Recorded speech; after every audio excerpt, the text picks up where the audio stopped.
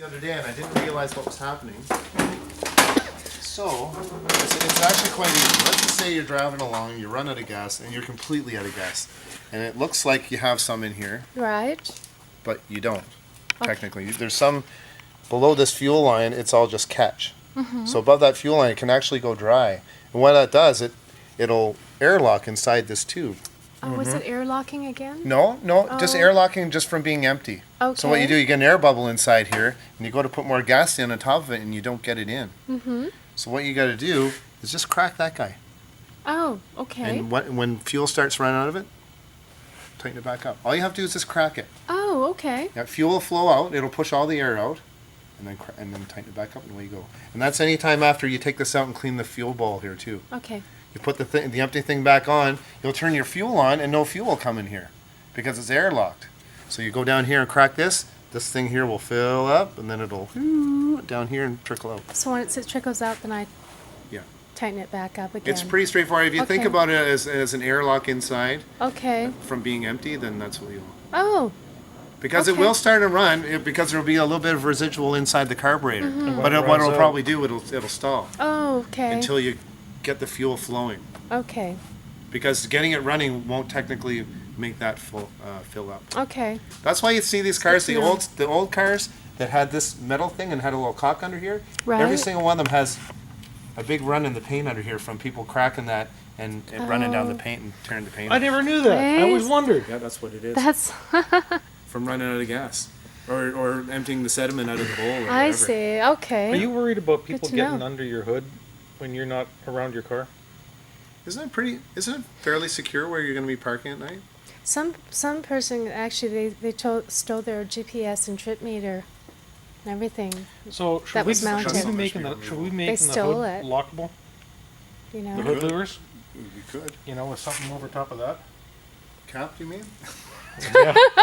I wish I had my light, but I mean, you take a look at that Recapped. engine mount. You told me you're supposed to cap.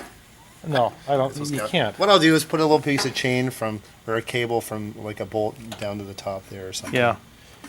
What I could do to make it technical so it's capped, I can make a little Z piece, bolt it to there so it's over top of that. And that's as capped as you can get. Yeah. I think I know what I they like mean it. because a lot of the old style engine mounts were just, okay, your engine's this way, you have two little flappers coming out like this, sitting on a rubber pad. Yeah. So if one of those breaks off, so if you put a cap over top of it, It it's holds not you gonna, down. which is the same thing as putting a piece of chain on or a piece of cable or Why not just chain it? Or cable it? Yeah. Cable it. cable. That'd be quicker, faster, and easier, and just as effective. But I mean, if they technically want to see a cap, I can make a cap. And I'll put a cable on too. See you later, Mr. Techman. Yeah. I'll talk to Nigel about that too. Okay. What about All right. security? Yeah. As people far as, out. as far as under the locking the hood, I guess we could.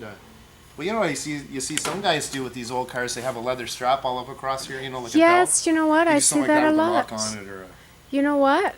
You're right. I do see that quite a bit. I mean, this isn't the style of car, but I mean, some of the British Another stuff one. had that. I could make it so, because you have to be able to pull this guy up a little bit farther even than that. I can almost even put a pin on there so you can't.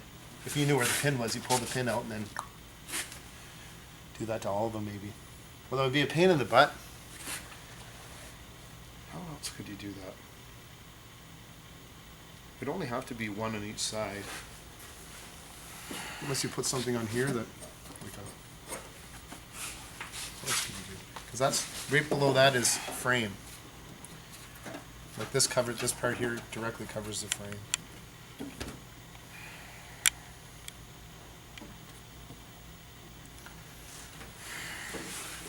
Well, yeah, but you gotta be able to get at it too.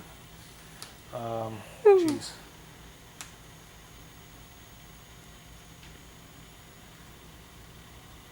Bring a length of cable up through the fender, wrap it over top of the darn thing, and lock it with a padlock. Mind you, that's going to rattle and bash all over the place.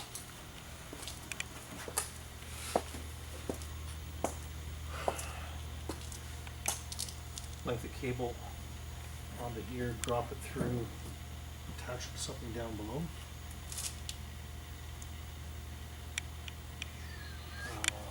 Yeah, yeah, I know.